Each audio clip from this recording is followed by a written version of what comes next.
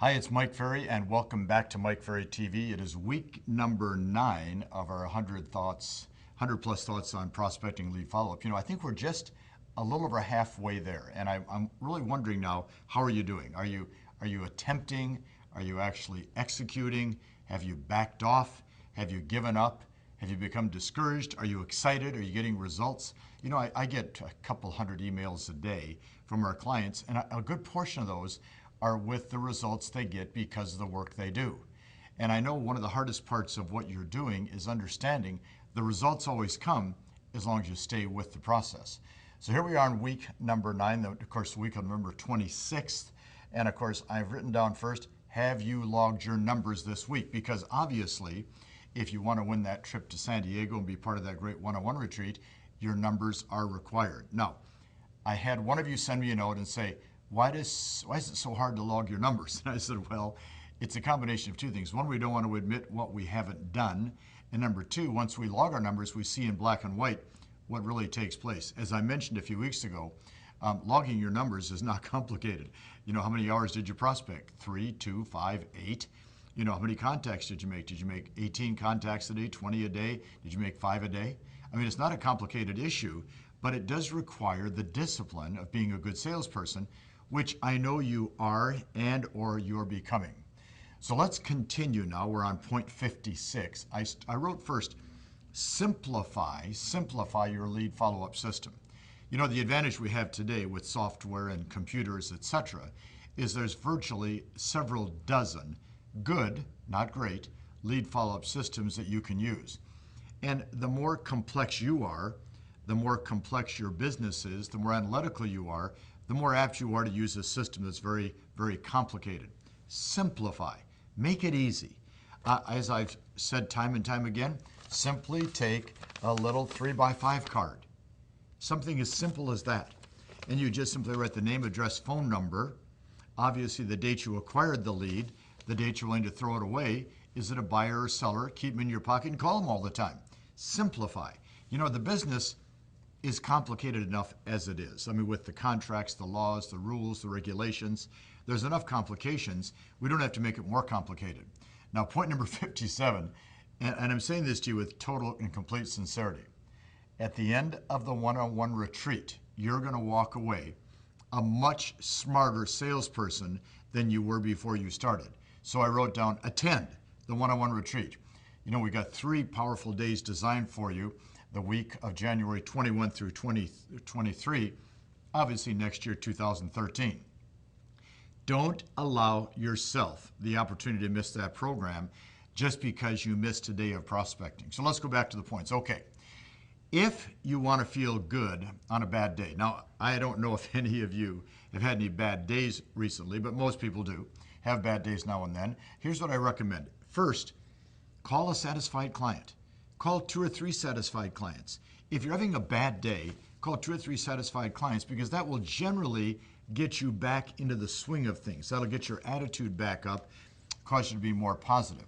Or second, prospect for 2 hours. And I mean, if you really have a bad day and you want to make it a good day, prospect for 2 hours straight.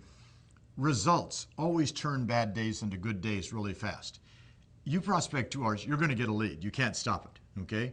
I mean, unless you're saying to the people, you don't want to sell, do you? I mean, if you're doing anything on a positive note, any type of a good attitude, any of the scripts we use, results always turn bad days into good days. And it does it quickly. So point 59, one of the thoughts that one of our clients has been doing for a couple of years, which is kind of interesting. It's a total different method of prospecting, something for you to consider. Maybe 2 of you in the office consider doing it together. And that is to actually do or hold a small expired or by owner class. And you invite a half a dozen past client centers of influence so they get to know what you do and how you do it. Then when you've built up your confidence, you start doing by owner expired classes for the public, where you actually invite neighbors, people that are not as familiar with you as they should be, to attend a class. You have to help the world know the level of knowledge that you have. They don't know it from saying hi to you. They don't know it from the postcard you send out. They don't know it from saying, when do you plan on moving? The public needs to know your level of knowledge. That comes from your exposure to them. consider an expired and by owner class. Number 60, if somebody has the nerve to interrupt you during your prospecting time, here's your script. Excuse me, you're taking me away from my schedule, and then just turn and go back to work. For a long, long time, we published and handed out these great stop signs. I've mentioned them before. They were a little bit bigger than this piece of paper, a red stop sign shaped like one, and it just said, stop, I'm prospecting. And of course, the purpose of that was for agents to set it on their desk. So when an agent walked by and tried to interrupt them, of course, they didn't stop them. We interrupt ourselves so much of the time, we certainly don't need the help of others to screw up this valuable and important time in our business and our life. 61, quick reminder, the results you get from prospecting and lead follow-up every day are always going to be a function, and you've heard me say this time and time again, of your attitude, approach, and expectations that you had when you started. It's interesting how your attitude can change to a negative manner if somebody says something mean or nasty on the phone. Or your attitude can change to a positive manner when they say something positive on the phone. The key to success is not to let anybody affect the attitude that you have. And obviously the approach is the use of the scripts, being strong with your voice, and the expectations are as I expect to get 1 or 2 or 3 appointments and leads today with the work that I do. Number 62, you have to remember that prospecting, when doing this type of activity, you're always looking for a yes. Every no brings you closer to a yes, so therefore you actually want to look for the no's. Isn't this an attitude? Isn't this an expectation? Isn't this, again, simply a way of turning what could be a negative into a positive? While prospecting, you're only looking for yes answers. Every no brings you closer to a yes. And then I wrote down point number 63.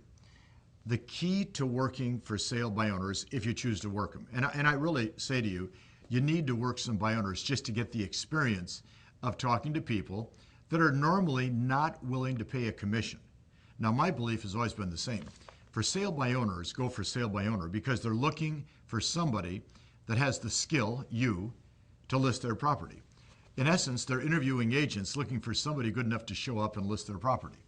So the key to working by owners are 2 words, patience and consistency. So I wrote down 4 thoughts. With the for sale by owners, give them the opportunity to try it themselves. That's having some patience on your part. Give them the opportunity to try it themselves. That's having some patience on your part. I wrote down second, ask them lots of questions. Every time you meet with them, talk to them, ask them lots of questions. That, of course, is consistency. I wrote down third, follow up on them every day by phone or in person. Consistency again, okay? And then D, always ask for the listing. Most agents never ask for the listing, which is interesting. And that's patience and consistency working together. The homework for this week is really very simple. What we want to do is we want to have every one of you set 2 appointments and get 1 contract signed. Now, here's the thought. If you had to, and I mean there was no choice, but to get 2 appointments set this week, could you do it? The answer is yes. Well, then why don't you? Now, bonus material for this week, okay? Click on the links on the Mike Ferry TV page, of course. Download the pre-listing package, very important, the pre-listing package. Download the listing plan of action, very important. You can use that the way it is. And download and listen to the 15 minutes before audio clip because it's free with this challenge. And reminders, log your November numbers. We're at the end of the month. Work hard to get 2 contracts signed. And important, don't stop prospecting 2 to 3 hours a day because you have the courage, you have the skill, you have the motivation to earn the money that you want. Let's make it happen. We're headed into December. It's always a great month because your competition is not working. You will see that the number of transactions will drop 10% or so. The number of agents working drops 80%. You're the winner. You'll be working. Talk to you next week.